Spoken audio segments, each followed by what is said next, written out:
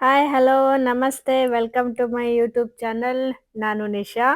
ಇವತ್ತು ನಾನು ಒಂದು ರಾತ್ರಿ ಊಟಕ್ಕೆ ಲೋ ಕಾರ್ಬ್ ಮತ್ತು ಪ್ರೋಟೀನ್ ಅತಿ ಹೆಚ್ಚಿರುವಂಥ ಪೋಷಕಾಂಶಗಳು ತುಂಬ ಇರುವಂಥ ಒಂದು ಹೆಸರು ಕಾಳಿನ ದೋಸೆ ಹೇಗೆ ಮಾಡೋದು ಅಂತ ಹೇಳಿ ತೋರಿಸ್ತಾ ಇದ್ದೀನಿ.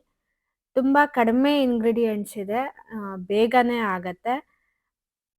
ಮಾಡೋ ವಿಧಾನ ಹೇಗೆ ಅಂತ ನೋಡ್ಬಿಡೋಣ. ರಾತ್ರಿ ಊಟ ಯಾವಾಗಲೂ ಸ್ವಲ್ಪ ಲೈಟ್ ಆಗಿದ್ರೆ ಒಳ್ಳೇದಲ್ಲ, ಹಾಗಾಗಿ ಈ ಆಪ್ಷನ್ನು ಬೆಸ್ಟ್ ಇರತ್ತೆ.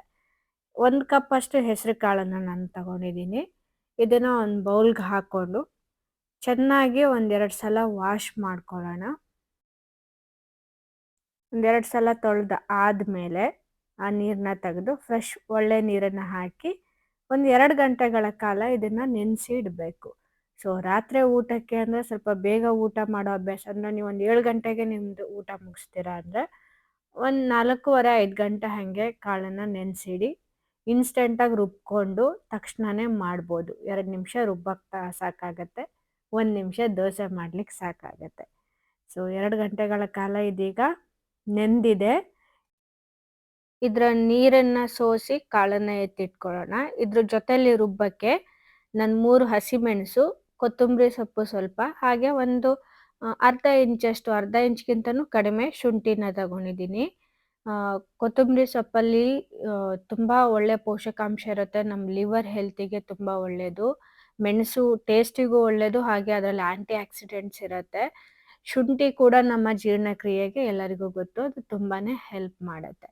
ಸೊ ಈ 3 ಇಂಗ್ರೀಡಿಯೆಂಟ್ ಹಾಕ್ಕೊಂಡು ಇದ್ರ ಜೊತೆಗೆ ಹೆಸರು ಕಾಳನ್ನು ಹಾಕ್ಕೊಂಡು ರುಬ್ಕೊಳ್ಳೋಣ. ನೀರು ಜಾಸ್ತಿ ಹಾಕೋಬೇಡಿ, ತುಂಬ ತೆಳ್ಳಗಾದರೆ ದೋಸೆ ಹಾಕ್ಲಿಕ್ಕೆ ಚೆನ್ನಾಗಾಗಲ್ಲ. ನಾವು ಈ ಉದ್ದಿನ ದೋಸೆ ಎಲ್ಲ ಹಿಟ್ಟು ಯಾವ ಹದದಲ್ಲಿ ಇಟ್ಕೊಳ್ತೀವಲ್ಲ ಆ ಹದದಲ್ಲೇ ಇದನ್ನು ರುಬ್ಕೋಬೇಕು. ಉಪ್ಪನ್ನ ರುಬ್ಬುವಾಗ ಬೇಕಿದ್ರೆ ಸೇರಿಸ್ಕೊಳ್ಳಿ, ನಾನು ಆಮೇಲೆ ಸೇರಿಸ್ಕೊಳ್ತಾ ಇದ್ದೀನಿ. ರುಚಿ ನೋಡಿ ಉಪ್ಪನ್ನ ಹಾಕ್ಕೊಳ್ಳಿ, ಚೆನ್ನಾಗಿ ಮಿಕ್ಸ್ ಮಾಡಿ ಡೈರೆಕ್ಟ್ ತವದ ಮೇಲೆ ಹಾಕೋದೇನೆ, ಇನ್ನೇನು ವೆಯ್ಟ್ ಮಾಡಲಿಕ್ಕಿಲ್ಲ. ಮುಂಚೆ ರುಬ್ಬಿಟ್ರೆ ಹುಳಿ ಬರುತ್ತೆ ಹಿಟ್ಟು, ಟೇಸ್ಟ್ ಚೆನ್ನಾಗಿ ಕೊಡೋದಿಲ್ಲ. ಇದು ಫ್ರೆಶ್ ಆಗಿ ಮಾಡಿದ್ರೇ ತುಂಬ ಚೆನ್ನಾಗಿರತ್ತೆ. ನೀವು ಮಸಾಲ ದೋಸೆ ಎಲ್ಲ ಹೆಂಗೆ ಹಾಕ್ತೀರಾ ಹಾಗೆ ಹಾಕಿ, ಅಂದರೆ ಮೊದಲು ಎಣ್ಣೆ ಹಚ್ಕೋಬೇಡಿ, ಡೈರೆಕ್ಟಾಗಿ ಹಿಟ್ಟನ್ನು ಹಾಕಿ ಗರಿಗರಿಯಾಗಿ ಬರುತ್ತೆ.